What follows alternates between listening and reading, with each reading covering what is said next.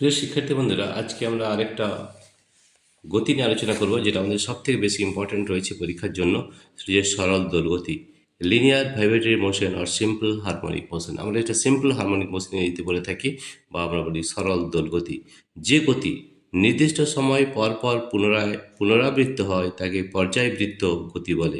যে গতি নির্দিষ্ট সময় পর পর পুনরাবৃত্ত হয় তাকে পর্যায়বৃত্ত গতি বলে। পর্যায়বৃত্ত গতিসম্পন্ন কোনো কণা যদি সরলরেখায় একই পথে বারবার এদিক থেকে ওদিক ধীর গতিতে যাতায়াত করে, তবে ওর গতিকে সরল দোল গতি বলে।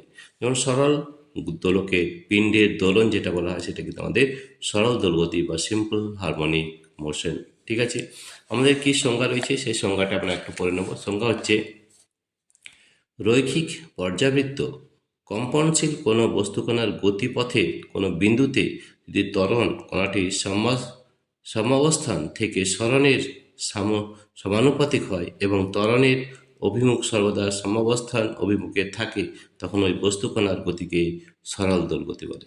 তাহলে উদাহরণ হচ্ছে আমাদের দোলন ঘড়ির দোলন পিণ্ডের গতি, স্প্রিং থেকে ঝুলিয়ে দেওয়া তারের কম্পনজনিত গতি, সুরশলাকার কম্পন ইত্যাদি কিন্তু আমাদের সিম্পল হারমোনিক মোশন বা আমাদের সরল দোলগতি কিন্তু হয়। ঠিক আছে, সরল দোলগতির কিছু বৈশিষ্ট্য রয়েছে, সেই বৈশিষ্ট্যগুলো কিন্তু আমাদের জানতে হবে। সরল দোলগতির বৈশিষ্ট্য সমূহ: এটি একটি সরল পর্যাবৃত্ত গতি।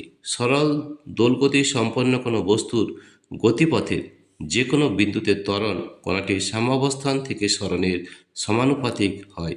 এক্ষেত্রে কণাটির ত্বরণের অভিমুখ সর্বদা সাম্যাবস্থান অভিমুখী হয়, অর্থাৎ সরণ এবং ত্বরণ পরস্পর বিপরীতমুখী হয়। ঠিক আছে, এই জিনিসটা আমাদের মনে রাখতে হবে, সরণ এবং ত্বরণ পরস্পর বিপরীতমুখী হয়। ঠিক আছে, আজকে আমরা জানলাম যেটা সিম্পল হারমোনিক মোশন বা সরল দোলগতি, এটা কিন্তু খুব বেশি ইম্পর্টেন্ট রয়েছে।